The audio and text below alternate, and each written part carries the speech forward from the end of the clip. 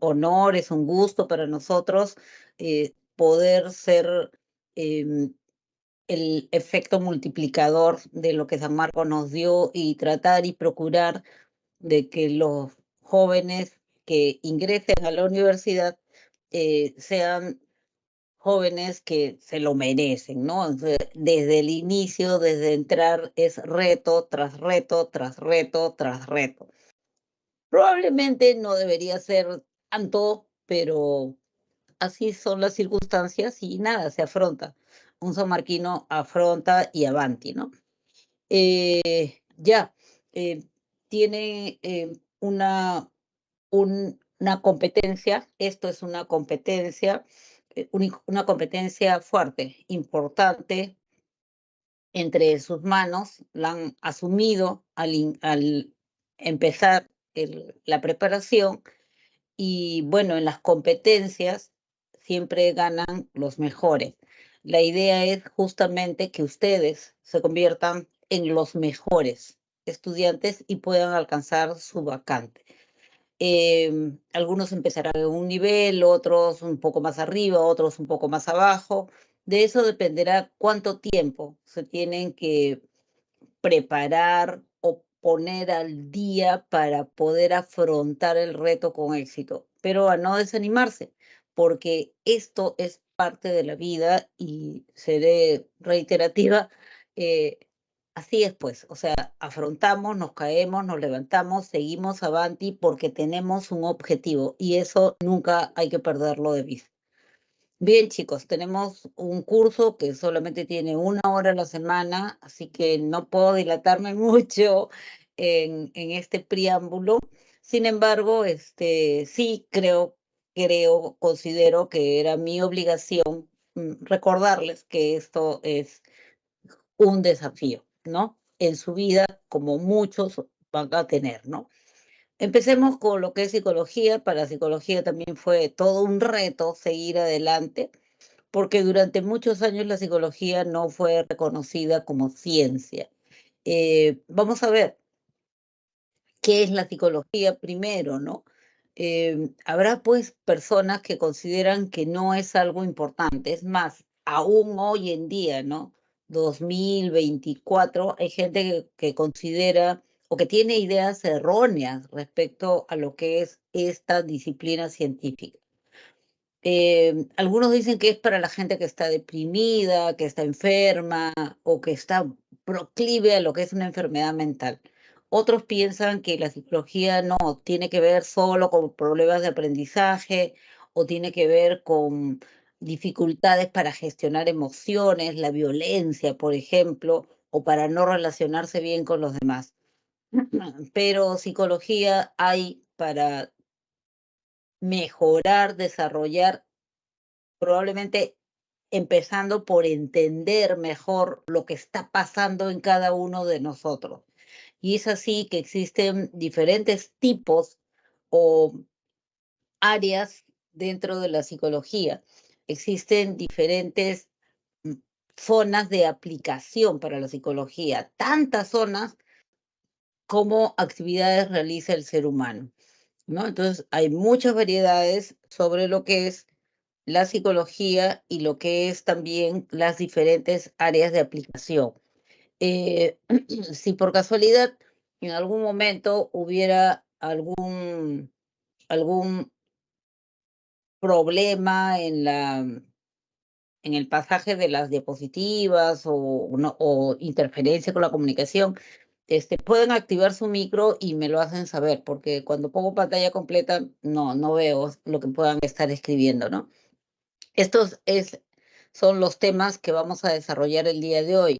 Cómo se originó la psicología como ciencia, qué son escuelas psicológicas, qué son enfoques o perspectivas de la psicología, cuál es la definición que se maneja, qué especialidades existen y cuáles son los métodos de investigación que se utilizan, ¿no? El origen de la palabra psicología, si queremos quedarnos con una definición etimológica, es la psicología viene de dos voces, ¿no? Psiché, que significa alma, logos, que significa tratado.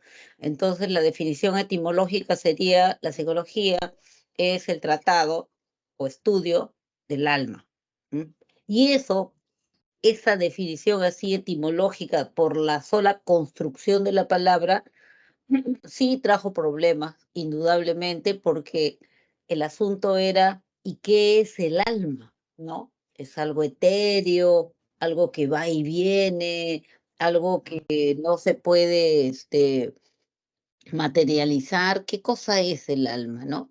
Y bueno, así y por esa razón es que la psicología durante mucho tiempo estuvo pegada a lo que era filosofía, eh, en otro momento estuvo incluida dentro de lo que era religión, es un acto de fe, hay que tener confianza nada más, pero fue en 1879, fecha crucial para cualquier psicólogo, eh, el año en el cual se le declaró o ingresó dentro del rubro llamado ciencia. ¿Qué es lo que exigía la comunidad científica? Exigía que para hacer ciencia, la psicología tenía que utilizar el experimento, esto es, un método de investigación que sea experimental. Y mientras estaba pegado a la religión, mientras estaba pegado a la filosofía, ¿no? Como cierto em, hábito de reflexionar, pensar sobre las cosas, no, pues no era considerado ciencia. Recién en 1879, en la Universidad de Leipzig, en Alemania, Wilhelm Wundt, este hombre barboncito que ven por acá, junto con un grupo de sus estudiantes del último año de psicología, hicieron un experimento, ¿ya? Dice, su tratado dice, en una vetusta aula de un segundo piso de la Universidad de Leipzig, se reunió él con un grupo de estudiantes para hacer un experimento. Era un experimento de tiempo-reacción que hoy en día probablemente tendría muchísimos muchísimas observaciones, reparos, ¿no? Críticas, pero nada, fue experimento y valió. Entonces, ellos lo que hicieron fue aplicar un procedimiento a una persona, el mismo a otra y a otra y a otra. Y de esa manera es como se hacen los experimentos. Los experimentos tienen validez científica porque cuando tú lo ejecutas, tienes una serie de pautas, una secuencia, y esa misma secuencia se hace con diferentes sujetos y queda escrita. Entonces, si determinada secuencia te brinda determinadas conclusiones, esas conclusiones o ese resultado debe ser igual, parejo para todos. Tú lo puedes hacer, sigues la secuencia, te debe salir lo mismo. Entonces, eso le da validez científica y eso es lo que hizo, justamente. Entonces, esa vetusta aula del segundo piso se convirtió en el primer laboratorio de psicología experimental. Él quería medir, era su afán de Wilhelm Wundt, los átomos de la mente. Y con esto se refería a los elementos más pequeñitos que conformaban, como las piececitas del rompecabezas, que conformaban eso que se llamaba mente. El concepto alma fue reemplazado por el concepto mente y luego por el concepto conciencia. Entonces, no tenía una definición así precisa. Y bueno, entonces ya a partir de que la psicología fue declarada como ciencia, entonces aparecieron una serie de escuelas. ¿Cuál es la característica principal de una escuela? Para que no la vayan a confundir, porque luego aparecerá otro término que puede generar confusión. La característica principal de las escuelas es que proponían un objeto de estudio para la psicología. Esto es, cada escuela que surgió decía, la psicología debe estudiar esto, no otra cosa, debe estudiar esto. Aparecía otra escuela y decía, no, no, no, no, no, debe estudiar esto. Y desplazaba, eliminaba la anterior. porque estaba proponiendo otro objeto de estudio. Aparecía otra escuela y decía, no, debe estudiar esto. Entonces las escuelas psicológicas no conviven, sino las escuelas psicológicas eliminan a la anterior, ¿ya? Entonces, la primera escuela que apareció fue una fundada por Edgar Titchener. Edward Titchener es este señor que está acá, pero cuando la fundó era mucho más joven. Quien propuso, Disculpe, no sé si No mi se está internet viendo en las pantalla, pero PPT. no se ve ¿Qué? las siguientes diapositivas. Oh, sí. ya no ha pasado. Ah, sí. Ahora sí, Ah, sí, sí, sí. ya, gracias. Gracias por el aviso. Alguna vez anteriormente me pasó eso. Gracias. Entonces decía, Edward Titchener Ujú. funda la primera escuela de psicología que se le llamó la escuela del estructuralismo. No es que él le puso ese nombre, sino así era conocida, porque proponía como objeto de estudio para la psicología estudiar la estructura de la conciencia. Entonces él decía, la psicología debe estudiar la estructura de la conciencia. Eso lo hemos escuchado, ¿no? ¿Quién lo decía? Wundt lo decía. Claro, Titchener era uno de esos estudiantes que habían elaborado el experimento o que habían estado presentes en el experimento que realizara Wundt. Entonces era uno de sus discípulos y consecuente con su maestro, dijo, maestro, vamos a estudiar la estructura de la conciencia e incorporó a Wundt dentro de lo que se conoció como la escuela estructuralista. ¿Cuál era el método que utilizaban? La introspección experimental.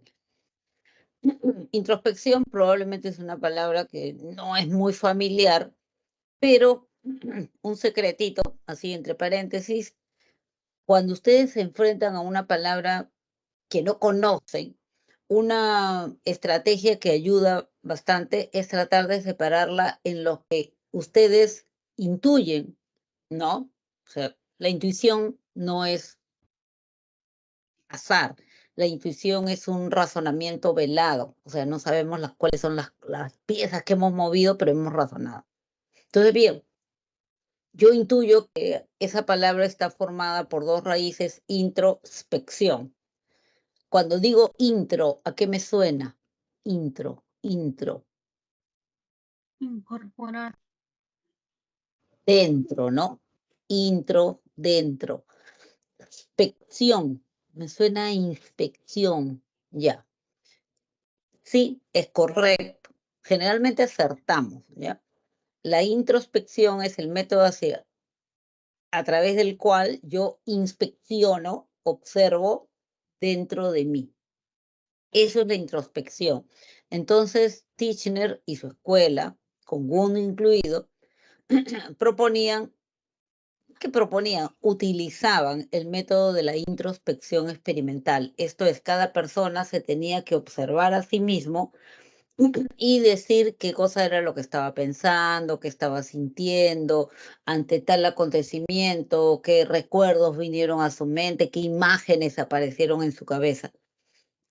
¿Cuál era, digamos que, los pros y los contras? Los contras fundamentales que saltaron era, pero ¿y si miente? ¿Y si no dice realmente lo que está sintiendo, lo que está pensando? No, no es muy científico y además es individual. Puede ser diferente en cada persona. Entonces, bien, ya está.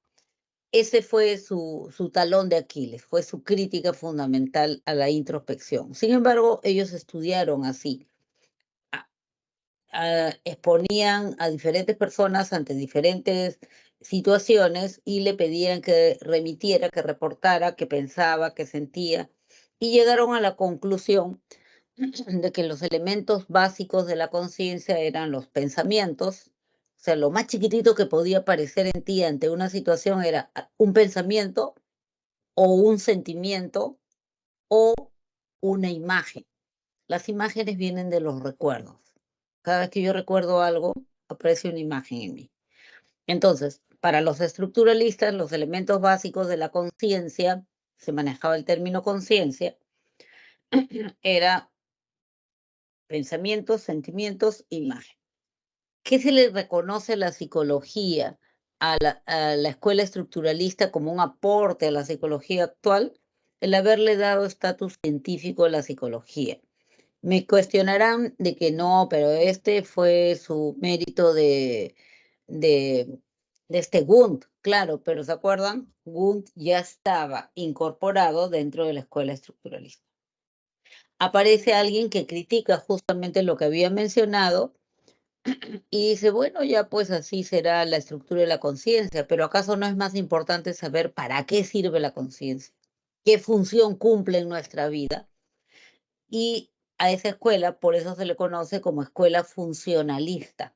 ¿Qué función cumple? Escuela funcionalista. Uno de sus representantes, probablemente el mayor, es Wilhelm James, quien propone estudiar la función de la conciencia. La psicología debe estudiar qué función cumple la conciencia. Ellos también utilizaron la introspección, pero en situaciones experimentales. Eso quiere decir, en una situación armada. Vas a entrar en este cubículo de color rojo, paredes rojas, techo rojo, silla roja, piso rojo, durante 7 minutos. Después de 7 minutos sales del cubículo y te toma una encuesta. ¿Qué sintió? Que está utilizando los conocimientos que ha dado también los estructuralistas, ¿no? ¿Qué sintió? ¿Qué pensaba? ¿Qué imágenes aparecieron en usted? Ya toda una encuesta. Bien, muchas gracias.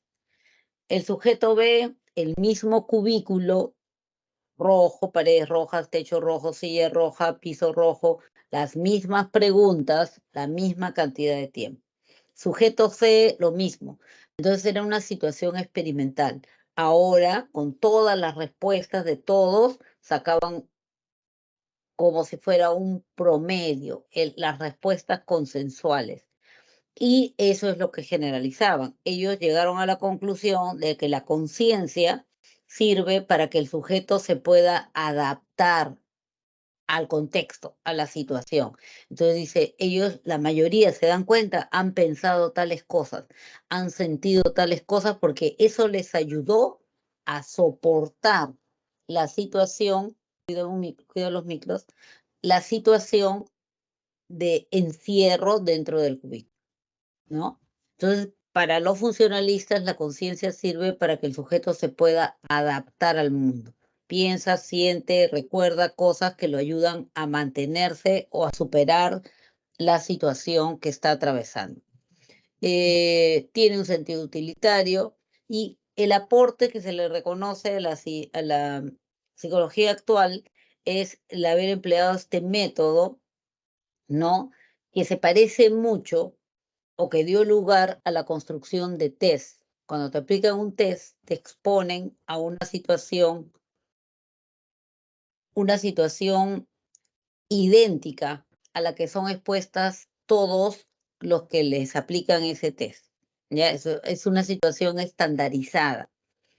Te aplico un test de inteligencia, te doy un reactivo, un cuestionario con 80 preguntas por 60 minutos.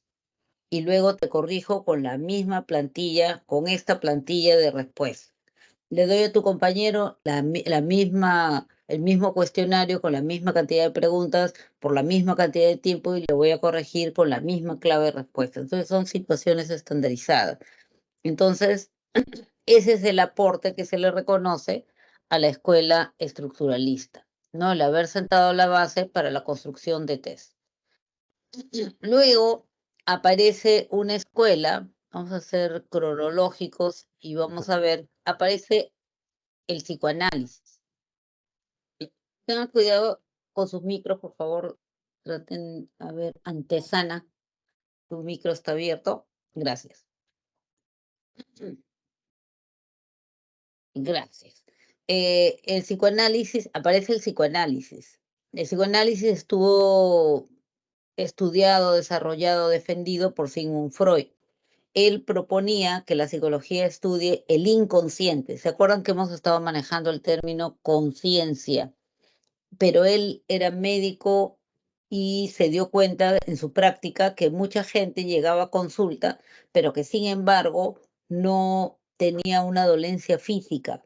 y que conversando con la persona, y si él era lo suficientemente cuidadoso, podía jalar recuerdos, o sea, conducir la conversación de tal manera que le provocara o abriera ciertas situaciones que esa persona las tenía como que guardadas, y propone el término inconsciente, ¿no? El in es un prefijo que significa sin, ausencia de, sin conciencia. O sea, llamó inconsciente a todo aquello que tú no sabes que tienes guardado en tu memoria.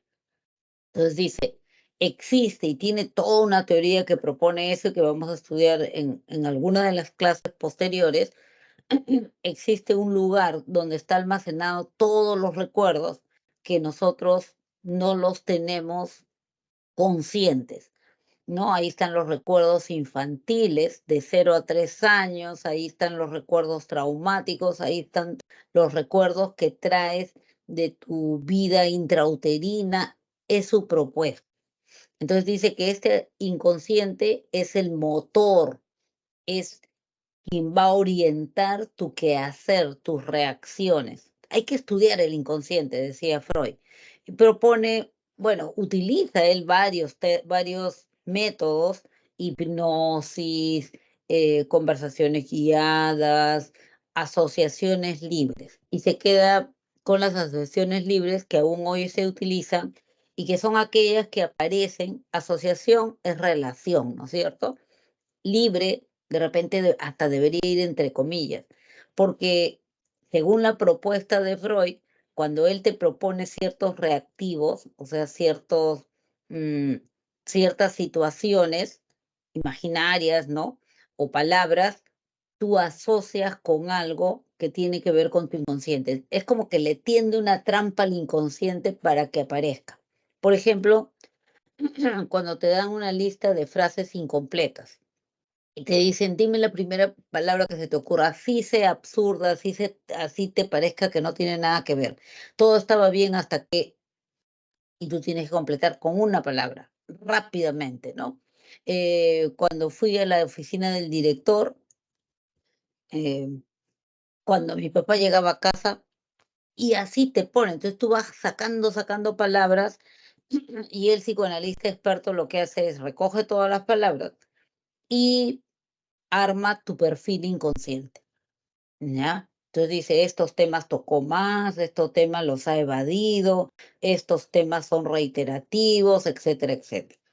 Entonces, a Freud se le reconoce haber creado, uno, el término inconsciente; dos, haberle dado importancia a las experiencias infantiles, o sea, lo que vivió una persona de 0 a 3 años, y haber creado la psicoterapia. Eso también es una palabra que podríamos partir. Psico viene de psiquis, terapia viene de cura. La psicoterapia es la cura de la psiquis. Es una palabra que él, digamos, la creó, y también creó esto, ¿no? O sea, la psicoterapia inicialmente estaba ligada al psicoanálisis, pero hoy en día está ligada a muchos enfoques o perspectivas diferentes. Entonces, eso se le reconoce como mérito a Freud. Todo estaba muy lindo, todo estaba bonito, sí, qué apasionante, qué interesante este Freud, pero aparecen otras escuelas. Paralelo casi a Freud aparece la reflexología, que también es una escuela que propone que la psicología estudie la actividad cerebral, porque ellos sostenían, como eran fisiólogos, entonces sostenían de que toda la actividad psíquica del individuo era una forma de reflejo orgánico, un reflejo de la actividad cerebral. Entonces, Pavlov es conocidísimo por sus experimentos que hace con perros y descubre una forma de aprendizaje. El perro aprende a hacer varias cosas. Entonces él dice, hay que estudiar la psicología, pero con el mismo método que estudiamos la, la fisiología, o sea, a través de los reflejos, experimentos, etc. De esto se nutre este John Watson, que propone que no, y utilizando los trabajos hechos por Pavlov y escuchando lo que proponía Freud, dice, qué lindo, ¿no? Pero ¿acaso hemos ganado el título de ser ciencia porque hicimos experimentos? ¿Y acaso podemos experimentar con algo que no conocemos, con el inconsciente? ¿No? Eso es ciencia, no es ciencia. Entonces la psicología en ese momento recibe un golpe fuerte, ¿no? Es cuestionada su calidad científica a partir del psicoanálisis. Entonces, ¿eso es ciencia? ¿Eso ya no es ciencia? ¿Qué pasó con la psicología? Y este Watson propone estudiar la conducta manifiesta. Entonces la psicología, dice Watson, y con él su escuela conductual o conductista, debe estudiar la conducta. Y para estudiar la conducta hay que utilizar experimentación. Entonces se le critica la introspección, obviamente, y critica todo lo que tiene que ver con psicoanálisis.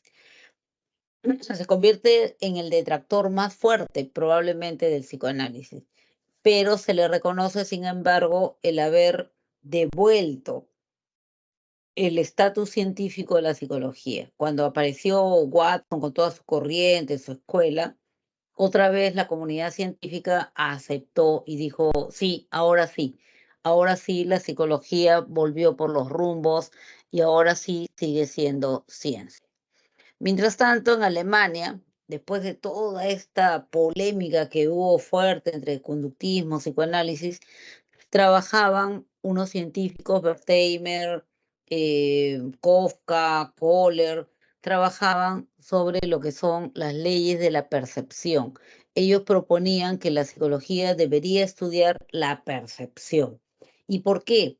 Porque percibir es diferente a sentir. Cuando hablamos de percepción, estamos hablando de interpretar lo que sentimos. A ver, por ejemplo, puedo decir, y la mayoría de gente dice, siento los pasos de mi padre, ya está subiendo las escaleras. Pero en realidad no está sintiendo, o sea, siente cuando el ruido producido por los pasos entra al oído interno y registra en el lóbulo temporal ese sonido. Pero cuando ya interpreta y dice los pasos de mi padre, ya se convirtió en una percepción. Entonces, la percepción es la interpretación que uno hace en base a su experiencia, a lo que conoce, etcétera, etcétera, a todo lo que tiene hasta acá. Esa interpretación se llama percepción. Entonces, los gestaltistas se habían dado cuenta de eso y decían, por eso hay que profundizar más, la psicología tiene que estudiar cómo se produce la percepción, cuáles son los elementos que nutren a la percepción, porque dos, tres personas pueden interpretar de diferente manera una misma situación. Los tres estuvieron durante el terremoto, pero los tres lo enfocaron de diferente manera. Para él fue una salvación, para él fue un castigo divino, etcétera. ¿Por qué? Entonces, hay que estudiar qué leyes rigen en la percepción. Eso tiene de diferente. ¿Qué tienen de común? ¿Hay leyes o interpretamos al azar? ¿O hay ciertos principios que se cumplen? Entonces, ellos, consecuentes con lo que proponían estudiar la percepción, empezaron a investigar mucho sobre eso y hoy en día nos han dejado lo que se conoce como las leyes de la percepción, que están rigiendo aún, que están vigentes y que son utilizadas muchísimo, inclusive por los medios de propaganda, de la publicidad misma, ¿no? Proponen sobre el aprendizaje, es otro, en realidad hay bastantes aportes, pero resumirlas es un poco complicado.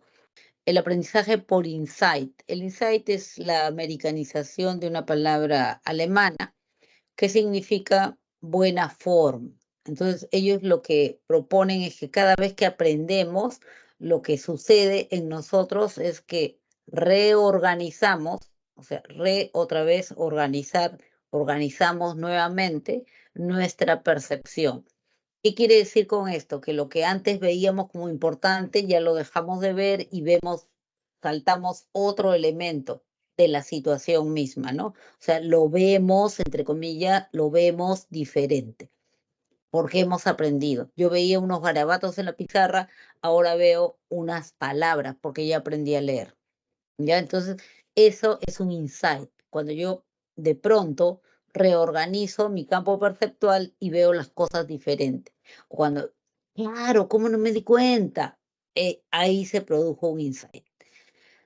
Bien, había, como se habrán dado cuenta, toda una diferencia sobre las escuelas que se rompe, que termina cuando se adopta una definición, una sola definición en psicología.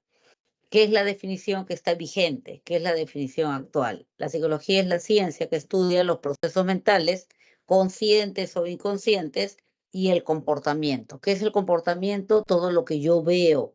Se paró, se sentó, habló con tal persona, se dirigió hacia allá, huyó, etc. No lo que yo imagino o lo que yo hipotetizo. No es parece que va a ser tal cosa, no es sí porque tenía mala intención. ¿Cómo veo yo la intención? Entonces, el comportamiento, esa palabra se refiere a todo lo que yo veo que el sujeto hace, ¿no? Entonces, estudia los procesos mentales y el comportamiento. Ciencia que estudia los procesos mentales y el comportamiento de las personas. Esa es la definición que rige, entonces de alguna manera trata de consensuar todo lo dicho por las escuelas y a partir de entonces aparecen los enfoques psicológicos. Los enfoques psicológicos aceptan esta definición de psicología, aceptan la definición, pero agarran una perspectiva. O sea, ya está bien, la psicología es la ciencia que estudia los procesos mentales y el comportamiento, pero yo voy a estudiar cómo los conflictos, los impulsos influyen en este comportamiento. Enfoque psicodinámico. El enfoque psicodinámico recoge todo lo trabajado por el psicoanálisis y sigue esta orientación, pero aceptando el concepto de psicología. Tenemos, digamos que allí a los llamados neopsicoanalistas, neo significa nuevo, nuevos psicoanalistas, Karen Horney, Erich Fromm, Alfred Adler, entre otros, ¿no? Que estudian los impulsos y conflictos inconscientes, factores socioculturales, cómo intervienen eso en los trastornos psíquicos. Luego también tenemos el enfoque conductual que recoge todo lo de los conductistas, acepta la definición actual de psicología y se remite a estudiar cuál es la relación o cómo es que se va aprendiendo, cómo es que un comportamiento se puede mantener, cómo es que el entorno, o sea, en todo lo que te rodea, influye en que tú mantengas una conducta, o sea, sigas haciendo, comportándote de una manera determinada o dejes de hacer algo, ¿no? Entonces, ¿cómo influye? ¿Cómo se produce esto? ¿Cómo el medio ambiente influye o controla tu conducta? Se conoce mucho con el nombre de modificación de conducta, todas las estrategias y técnicas que emanan de este conocimiento, ¿no? Ahí tenemos, bueno, algunos neoconductistas como Burgos Frederick Skinner, Joseph Gold, Hans Eysen, etcétera, que los vamos a ver en su momento de manera más detallada. Existen otros enfoques. Estos otros enfoques ya son nuevos, porque el enfoque psicodinámico y el enfoque conductual habían un poco retomado el trabajo de las escuelas, pero aparece el enfoque humanista relacionado con lo humano, que sostiene que el ser, el sujeto, la persona, por el solo hecho de ser humana, tiene la posibilidad de salir adelante, autorrealizarse y ser feliz. Y eso no es lo que queremos todos, ser felices en la vida, sí. Entonces ellos dicen, correcto, la psicología es la ciencia que estudia los procesos mentales y la conducta. Está bien, pero nosotros vamos a estudiar cómo desarrollar el potencial humano, cómo en ese pasaje el ser humano nos están sosteniendo, por el solo hecho de ser humanos, pueden autorrealizarse, o sea, conseguir sus metas, avanzar, avanzar, avanzar y ser felices. Pero la vida le pone una serie de obstáculos y nosotros vamos a estudiar cómo podemos darle las herramientas para que ellos eliminen todos esos obstáculos que tienen enfrente. Entonces, eso es su campo de acción, ¿no? Cómo desarrollar el potencial humano, cómo es que se da este proceso de autorrealización. Acá tenemos a Maslow, a Carl Rogers, a Abraham Maslow, entre otros representantes de esta escuela. También tenemos a la escuela cognitivista. Cognitivista viene de cognitivo, cognitivo conocimiento, que nos dice que la conducta, en realidad lo que vemos, eso manifiesto, lo que hace, lo que dice, lo que no hace, etcétera, está mediada, o sea, está determinada por tus procesos cognitivos. ¿Y qué son los procesos cognitivos? Cognitivo, cognición, conocimiento. Ya. Los procesos cognitivos es todo lo que pasa en tu cerebro que no se ve, pero que sí puedes inferir. Esto es atención, percepción, memoria, inteligencia o razonamiento, toma de decisiones. Tú no ves eso, tú no le puedes decir algo a alguien, mira mi memoria, no puedes, ¿no es cierto? Pero yo puedo inferir que tú tienes memoria porque te acuerdas cómo te llaman, porque te acordaste que tenías clase hoy y por eso estás acá presente, ¿no? Entonces, puedo inferir ese proceso. Todos estos procesos cognitivos, que son los que te acabo de mencionar, son los que determinan, dicen los teóricos cognitivistas, tu conducta. Tú reaccionas de una manera determinada porque piensas que eso es lo mejor, porque piensas que eso está bien, o porque sientes. ¿Por qué golpeas a tal persona? Porque por la cólera. O sea, mis procesos cognitivos mediaron, fueron intermediarios. Dice, la cognición es lo que nos permite comprender el mundo. Ahí tenemos representantes como Albert Bandura, David Ausubel, Jean Piaget, conocido, entre otros, ¿no?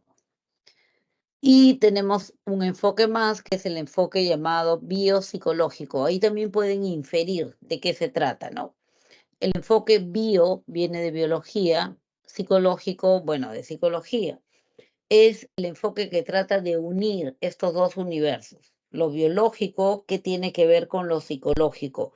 Como si una persona tiene un accidente y se lesiona determinada parte del, bueno, vamos a decir, no del organismo en general, sino del sistema nervioso en particular, tiene esta modificación en su comportamiento, ¿ya? Sobre todo por el lado de lesiones, estimulación, por ahí. Este es un área o un enfoque que se ha trabajado muchísimo y que sigue trabajándose y que cada vez nos va dando más luces, ¿no? Y fundamentalmente tiene que ver con el área de investigación, de conocer un poco más. Explica la conducta a partir del funcionamiento del sistema nervioso. Antiguos, tenemos ahí Luria, a MacLean, Kandel, entre otros neuropsicólogos. La neurociencia se nutre y parte de este enfoque.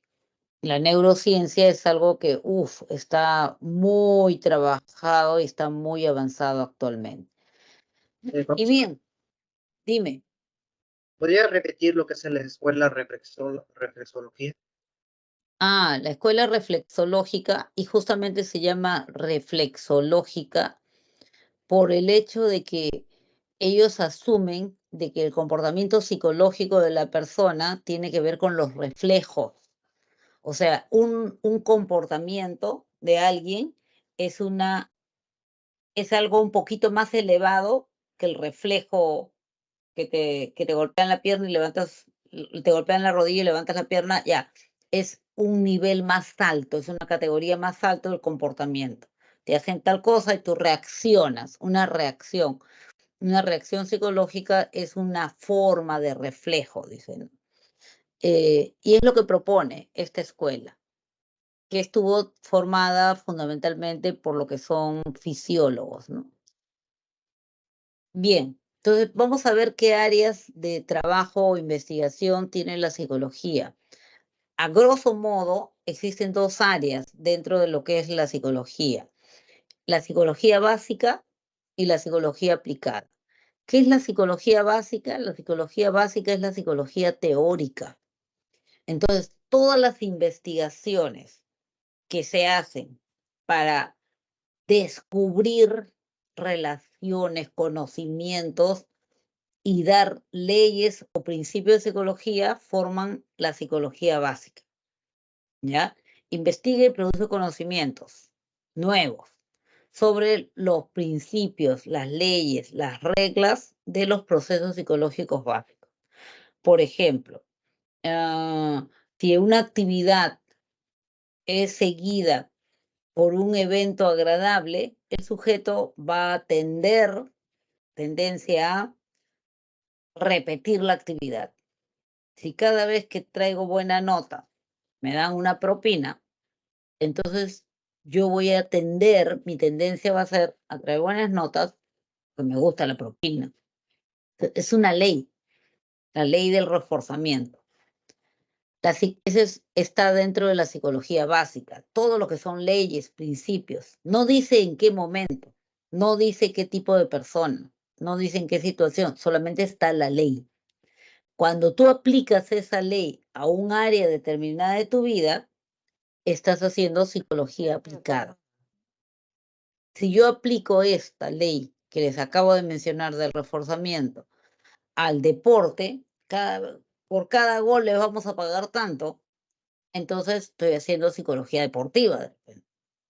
Si yo aplico esta ley a la educación, cada vez que me traigas un 20 de nota, o ya no es 20, ¿no? Es AB, cada vez que me traigas un AD, entonces te voy a dar un helado, entonces estoy aplicándolo a la educación. O si cada vez que la persona pida por favor o pida disculpas, o sea, cordial, la otra persona la atiende, que también es un premio, también estoy aplicando la ley de reforzamiento. La ley es psicología básica, pero el uso de la misma ya es psicología aplicada. Entonces, la psicología aplicada es la aplicación de estos conocimientos de la psicología básica a diferentes situaciones, contextos, que pueden ser normales o pueden ser patológicos, porque la gente que sufre de una patología determinada repite acciones porque le brinda beneficios. Por algún motivo repite acciones. No es por gusto.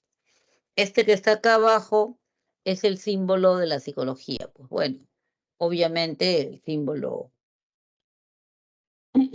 inicial, ¿no? Es en realidad de las letras griegas, el símbolo como es psicología, era una P y una S, ese era el símbolo. Y bueno, se agarró como, digamos, casi como el logo, ¿no? ¿Qué especialidades tiene la psicología? Bueno, la psicología aplicada tiene muchas especialidades, ¿no? Pero las troncales, especialidades en psicología son 4: clínica, educativa, organizacional, social. ¿Cómo diferencio? Bueno, lo diferencias porque cada uno de estos psicólogos persigue un objetivo diferente. El psicólogo clínico, por ejemplo, lo que busca es diagnosticar para dar tratamiento a desórdenes emocionales o conductuales. Doctora, que no sé qué hacer, mi hijita cada vez que está nerviosa se jala los cabellos y se arranca mechones. Se llama tricotilomanía, por si acaso, sí existe. Entonces, ¿qué cosa tengo que hacer yo como profesional, psicólogo clínico? Lo que tengo que hacer es buscar cuáles son las causas. ¿Por qué esta niña ha llegado a esa conducta? Entonces, voy a hacer un diagnóstico para hacer el diagnóstico le tomaré pruebas, la observaré en su lugar de desenvolvimiento, recogeré información de la maestra, de los hermanos, de los padres mismos, ¿no? Entonces, voy a recopilar información bastante de diferentes fuentes para poder hacer un diagnóstico. Un diagnóstico es decir, esta es la causa. Ella hace esto, por esto, por esto, por esto. ¿Para qué quiero un diagnóstico? Para poder darle el tratamiento correcto. Si yo sé cuáles son las causas, entonces voy a poder atacar esas causas y voy a hacer desaparecer el problema. ¿Se dan cuenta? Entonces, el psicólogo clínico va a buscar eso, hacer un buen diagnóstico para poder dar el tratamiento pertinente. ¿Ya? Diagnóstico y tratamiento. Ya, eso es, de problemas conductuales, de problemas emocionales. El psicólogo educativo, en cambio, lo que busca, o sea, su objetivo principal es optimizar el proceso de enseñanza-aprendizaje. ¿Qué significa eso? Optimizar es hacer óptimo, que sea lo mejor posible. ¿Qué cosa? El proceso de enseñanza, o sea, la forma como te enseñan y la forma como tú aprendes. Entonces te ayudará a que, por ejemplo, yo voy a un psicólogo educativo para que me enseñe cómo sacarle el jugo a mi memoria, cómo administrar mejor mi tiempo, cómo liberarme de los ruidos y de las distracciones, cómo separar mis problemas emocionales en el momento en que estoy estudiando. Entonces, yo voy a tener que aprender una serie de estrategias, técnicas para gestionar mejor mis emociones, para gestionar mejor mi tiempo. Y eso optimizará el proceso de aprendizaje. El psicólogo educativo, por lo tanto, no trata problemas particulares, personales, familiares, no. Todo lo que tenga que ver con cómo hacer óptimo este proceso de enseñanza-aprendizaje. Trabajará con los docentes para aconsejar, decir, persuadir sobre la forma, la estrategia que está utilizando, cómo mantener la atención, cómo motivar mejor a los alumnos, etcétera, etcétera. Inclusive, qué colores son más convenientes para capturar su atención, etcétera, etcétera, o para concentrar su atención sería, ¿no? Entonces, ustedes lo que tienen que tener claro es qué persigue este psicólogo, porque cuando les venga en el examen una pregunta, les va a venir un caso y les van a decir, ¿qué tipo de psicólogo necesita tal persona que le sucede esto o lo otro? Entonces tú dices, ¿el psicólogo qué tiene que hacer? ¿Qué va a buscar? Ah, quiere mejorar su aprendizaje. Ah, ya necesita un psicólogo educativo. Ah, quiere corregir un problema emocional, ¿no? Tiene ansiedad, este sujeto se come las uñas, pierde el sueño. Ah, ya, un psicólogo clínico. Igual tenemos otras dos especialidades más que ya les había mencionado, la organizacional y la social. ¿Qué hace el psicólogo organizacional? Optimiza el funcionamiento de la organización. ¿Qué es una organización? Una organización es un conjunto de gente que trabaja para un mismo fin, ¿ya? Eso es el psicólogo organizacional. Puede ser una empresa, puede ser una fábrica, puede ser los catequistas de una parroquia. Son una organización porque son bastantes personas que trabajan para un solo fin. Entonces, el psicólogo organizacional va a seleccionar a las personas correctas, va a enseñarles algunas herramientas para que se lleven mejor, porque trabajan mejor, quien se siente a gusto, quien se siente feliz, para capacitarlos, para de repente gestionar mejor sus emociones, para que haya un buen clima organizacional. Eso es el objetivo del psicólogo organizacional. Y el psicólogo social busca como objetivo que los grupos funcionen bien. Nosotros somos seres sociales y nos movemos en grupo, asumimos roles en la vida. En este momento yo soy la docente y ustedes son los estudiantes, pero de repente terminan las clases y ustedes, de repente tú le enseñas matemáticas a tu hermanita y a sus amiguitas, ahora tú estás asumiendo un rol docente.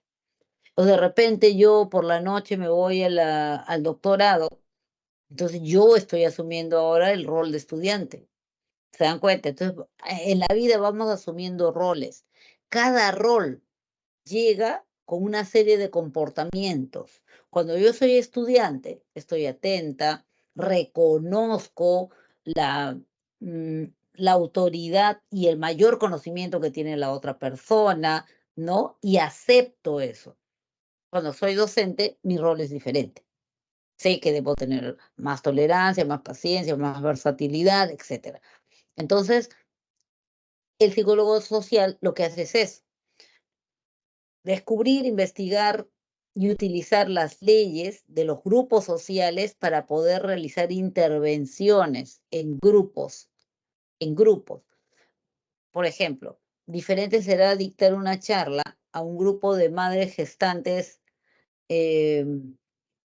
precoces, madres gestantes de 11 años, 12 años, la misma charla con el mismo contenido, pero dictársela a un grupo de madres gestantes añosas, de 35, 40 años.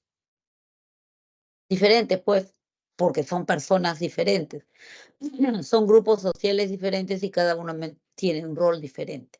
Diferente es dictarle una charla sobre un tema determinado a un grupo de estudiantes de secundaria que estudiarle a los profesores de esos estudiantes.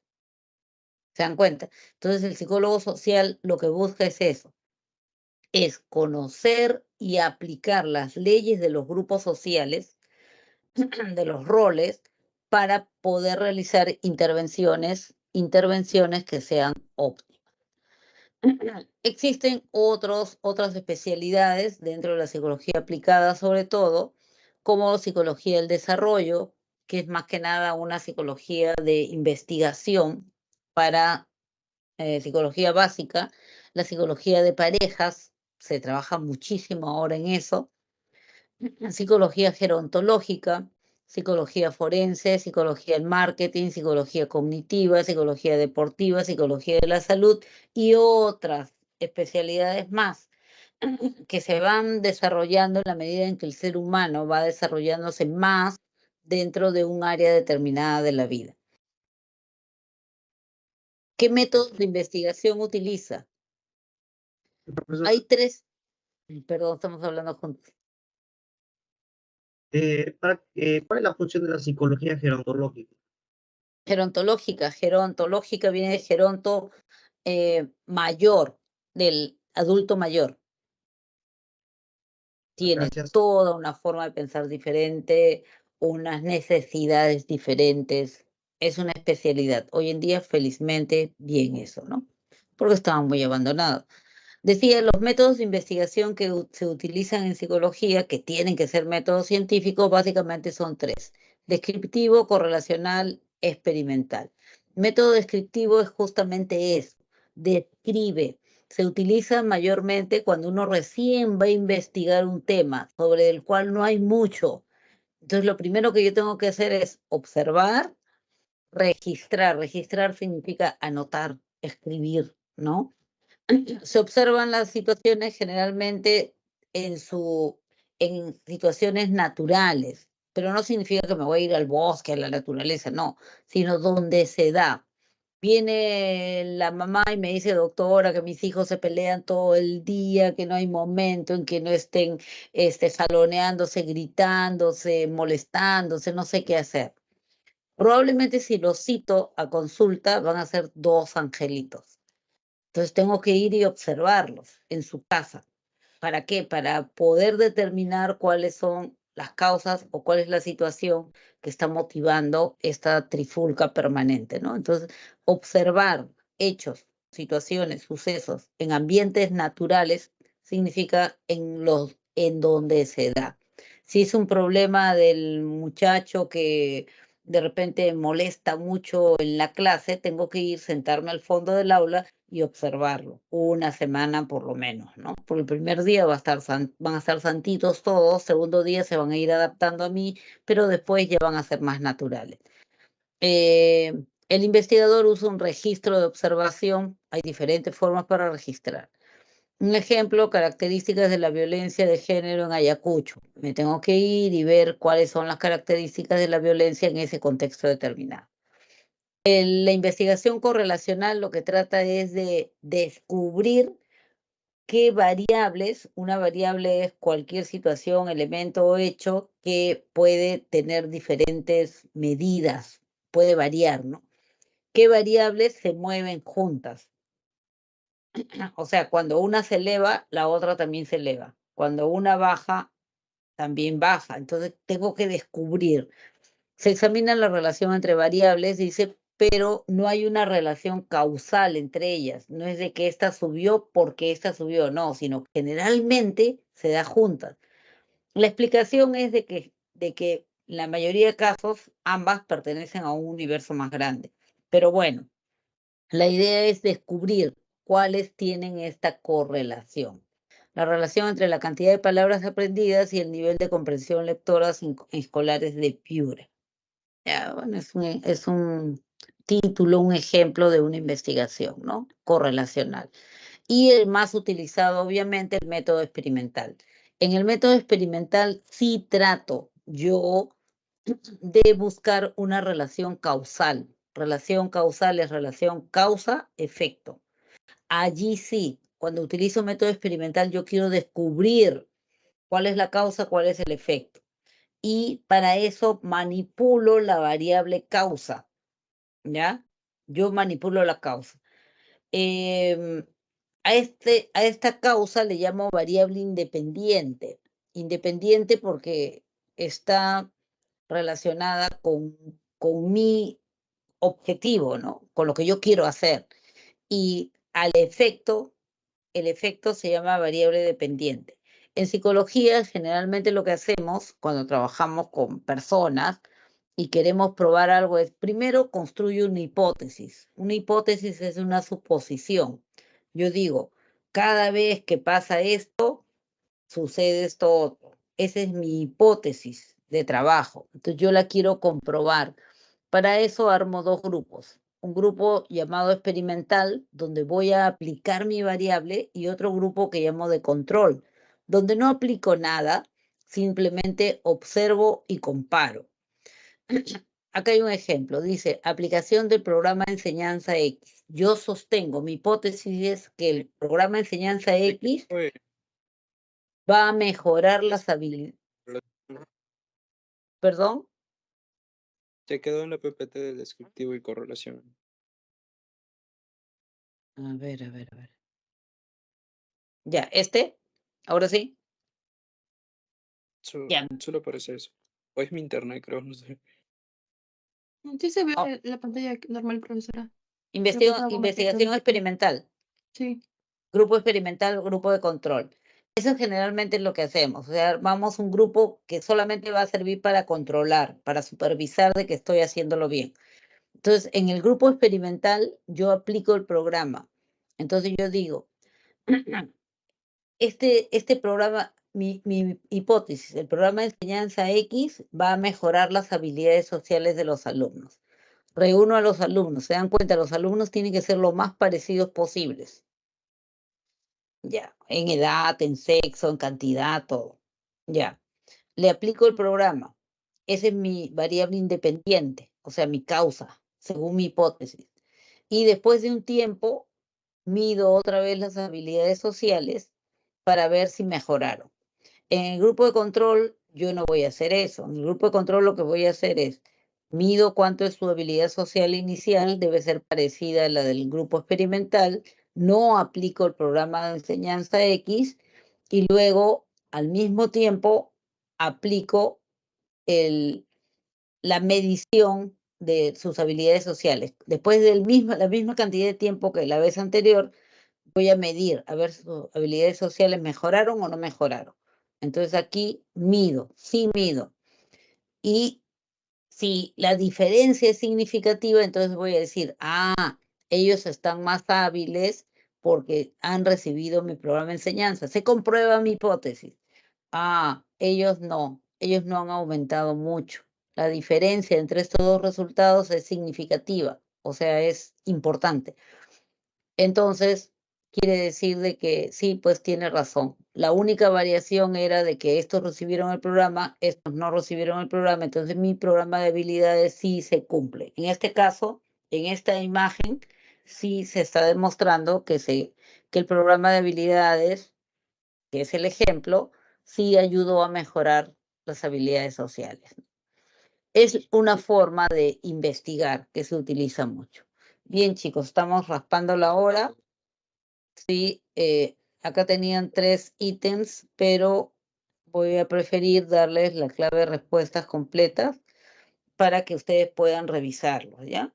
La próxima semana, como no vamos a tener introducción, entonces vamos a poder cumplir con revisar, ¿no? Hay un programa de orientación psicopedagógica, pregúntenle a su tutor. Y eso sería todo de mi parte por ahora. Muchísimas gracias por estar allí. Felicitaciones por estarlos y ya nos vemos la próxima semana. Que les vaya bien. Dime. Miss, antes que vaya, En ¿podría el buscar la aspecto, PPT 17? No te escuché.